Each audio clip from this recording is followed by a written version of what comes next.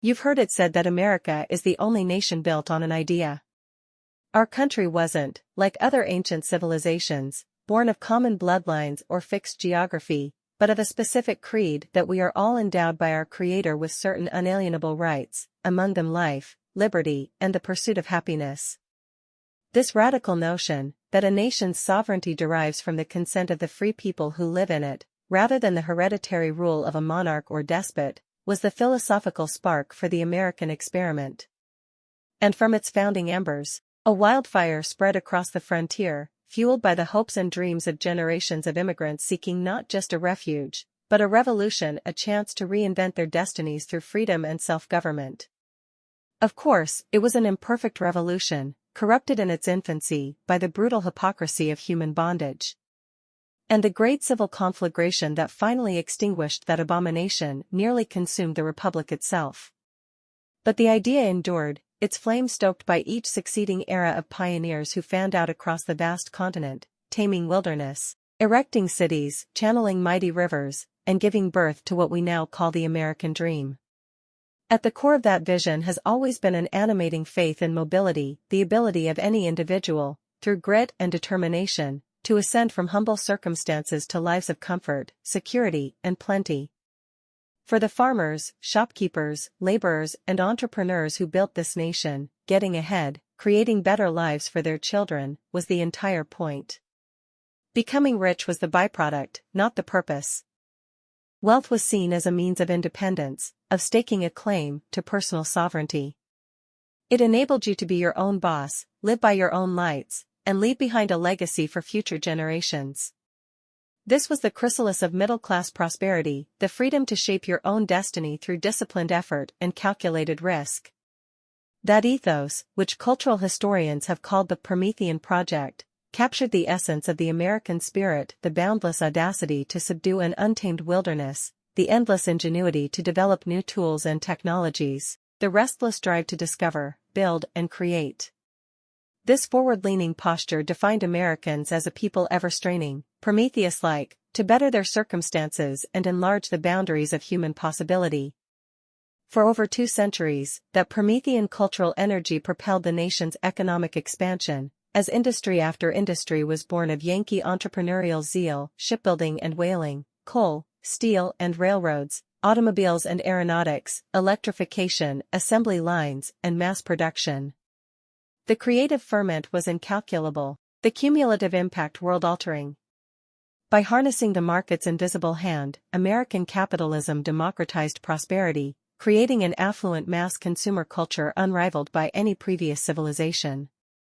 It turned a dispersed agrarian nation into an urbanized economic dynamo, raising living standards to once unimaginable heights and enshrining economic mobility as the central promise of American life. Or so we believed.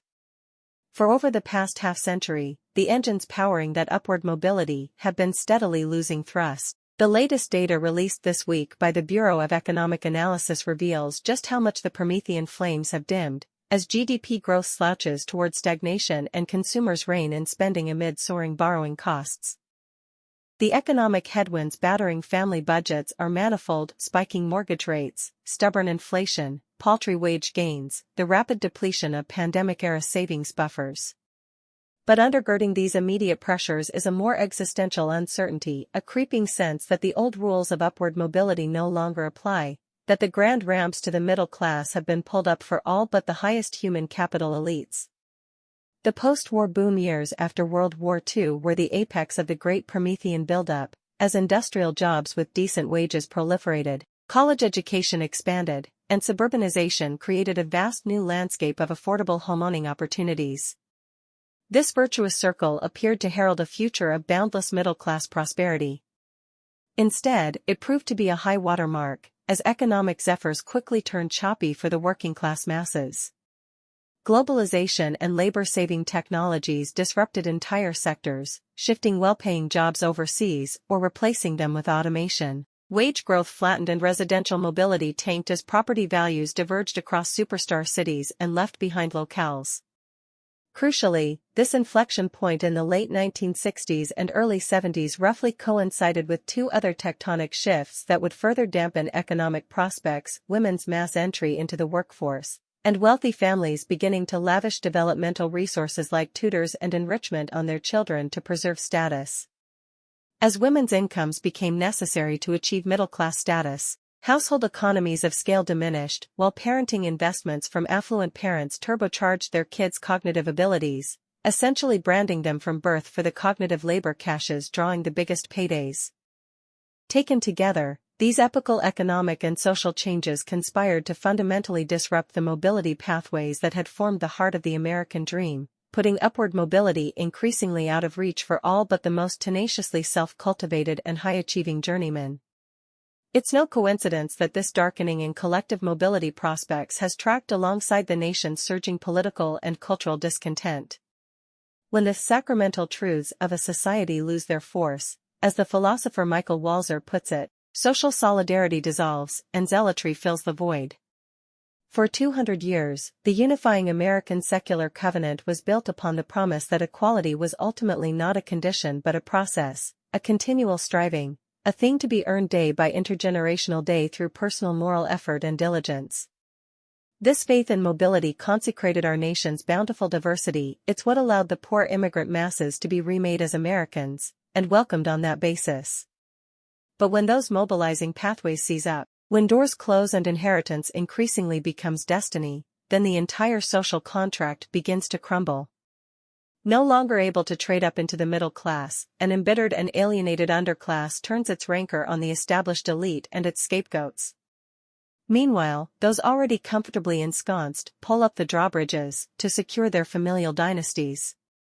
The politics of our present age, the class revanchism and identitarian reprisals, the mutual cocooning and epistemic balkanization is the bitter fruit of this unraveling social compact around the American dream. Our divisions today are, in many ways, a primal struggle over the last remnants of a disappearing mobility ethic. Those fighting hardest to protect and rehabilitate the dignified mobility pathways of the Promethean tradition are often categorized as conservatives, committed to reinstating the nation's bourgeois cultural norms around family, vocation, education, and community. But in truth, these virtues are the bedrock of any well-functioning civil society, the social capitalizable forces that lubricated mobility for generations of strivers. On the other side are the forces of hypermeritocratic individual advancement, those who speak the glossy language of human capital cultivation, masking what is an increasingly naked hereditary struggle of genetic supremacy. Their hedonistic trophies and anarcho-tyrannical appetites are the antithesis of democratic self-mastery and republican citizenship. If our nation is to be renewed, it must be by reconciling these opposing forces under the higher synthesis of an ennobling struggle for universal self-improvement and equal dignity. The alternative is further descent into plutocratic stagnation, as an ever more disillusioned populace yields to the bitter solace of perpetual revolution and mutual sabotage. This battle for the future soul of America will be waged not merely through policies or politics, but through the regeneration of civil society itself, the rebuilding of communities, the revitalization of social institutions, the revivifying of spiritual traditions and vocational callings. For it is only by restoring those cultural foundations that we can forge new pathways toward personal mastery and collective flourishing. The consumerist and materialist shallows that have come to dominate American life in recent decades are an existential dead end, an ingrown narcissism corrosive to both individual character and national solidarity. We require richer, nobler, more transcendent meaning and aspiration, ideals of excellence worth suffering and sacrificing toward. The Promethean ethos of striving, cultivating personal excellence, enlarging the frontiers of human potential, these remain the most powerful and ennobling facets of the American project, the qualities that allowed a ragtag band of revolutionaries to forge history's greatest republic from the wilderness. But critically, the Promethean virtue was not mere grasping individualism. It was yoked to a profound sense of collective mission, of building something larger than oneself, of subduing a continent, erecting civilizational pillars, enshrining liberties that would be beacons to the world. This, ultimately, is what must be rekindled if a new morning in America is to dawn, not just the rugged individualism, but the loftier patriotism, the consecration of private striving toward public ideals. For the American experiment was always a parallel venture of personal self-actualization through freedom, and yoking that liberated vitality toward the perpetuation of just and cohesive democratic society. The original Promethean spark came from Puritan New England, with its biblical capitalism infusing commercial labor with spiritual meaning as man's righteous calling. From those austere post-industrial towns spread outward successive waves of pioneers and entrepreneurs, each buoyed by a seemingly boundless sense of civic purpose and harnessed potential. On the western frontier, the pared-down conditions of subsistence living revealed with brutal clarity what it took to survive and conquer the elements. The pioneers' Promethean struggle was naked heat and cold, flood and drought, starvation ever at the doorstep. In conquering these pitiless adversities, the qualities necessary for human flourishing were hammered into inextinguishable habits. Industry, frugality, probity, these homely virtues hardened into the cultural materials with which America was built. But underpinning them was a deeper spiritual element, an acknowledgement of our creatureliness before powers vaster than ourselves. No matter how mighty humanity's achievements, there remained an elemental humility before the ineffable forces of the universe. And at the far horizon of each new vista conquered, the awareness that our mastery is forever contingent and fleeting, that new wildernesses await, untamed and inscrutable. It is this expansive yet grounded metaphysics, this simultaneously audacious and chastened vision of life, that imbued the greatest Promethean leaders with their world-renovating potencies. From within the trials of utmost destitution and abandonment, they divined resources of fortitude and inventiveness to establish new civilized orders. Consider Abraham Lincoln, born in the most meager log cabin, bereaved patriarch of a nation torn asunder.